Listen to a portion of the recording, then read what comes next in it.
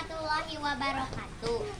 Halo, saya Amarona Aulia Rahma, kelas 4 dari SDN Sekeperis 2. Di sini saya akan membacakan puisi yang berjudul Perjuangan Seorang Pahlawan.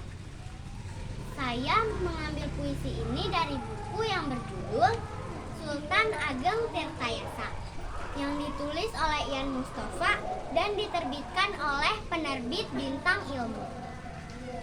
Selamat menyaksikan. Perjuangan Seorang Pahlawan, karya Amarona Aulia Rahma.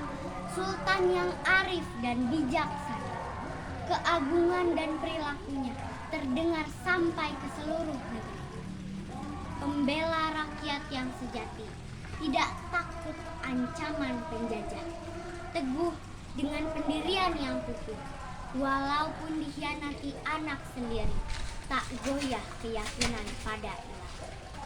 Rela mempertahankan nyawa demi rakyat yang tertindas, tegar, patuh berpendirian menuju ilahi Robbi. Demikian puisi yang saya baca.